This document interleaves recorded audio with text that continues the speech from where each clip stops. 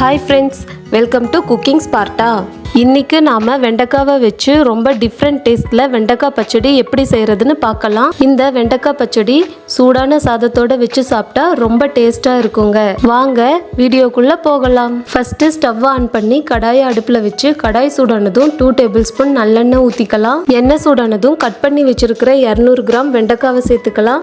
வெண்டைக்காவை எண்ணெயில நல்லா வதக்கிக்கலாம். அப்பதாங்க வளவளப்பு தன்மை இருக்காது. வெண்டைக்காவை 5 மினிட்ஸ் நல்லா வதக்கிக்கலாம். இந்த அளவுக்கு வெண்டைக்காய் வதங்கினதுக்கு அப்புறமா இது ஒரு பிளேட்டில் எடுத்து வச்சுக்கலாம். மறுபடியும் ஸ்டவ் ஆன் பண்ணி ஒரு கடாயை அடுப்பில் வச்சு கடாய் சூடானதும் 3 டேபிள் ஸ்பூன் நல்லெண்ணெய் ஊற்றிக்கலாம்.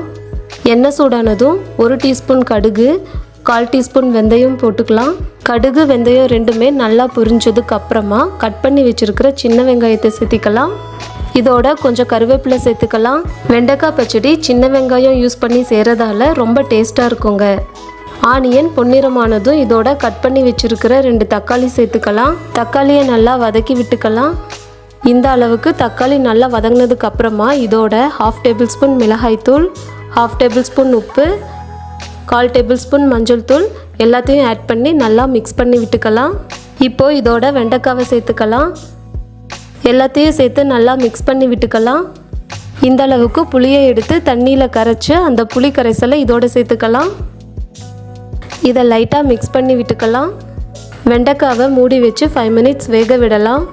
5 மினிட்ஸ் கழித்து மூடியை எடுத்துட்டு இதோட துருவி வச்சு 3 டேபிள் ஸ்பூன் தேங்காய் துருவலை சேர்த்துக்கலாம். இது எல்லாத்தையும் நல்லா கலந்து விட்டுக்கலாம். கடைசியாக கொஞ்சம் கறிவேப்பிலை, கொஞ்சம் கொத்தமல்லி சேர்த்துக்கலாம்.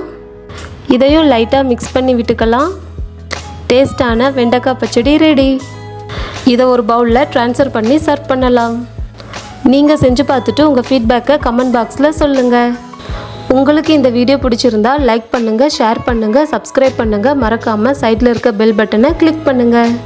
தேங்க்ஸ் ஃபார் வாட்சிங்.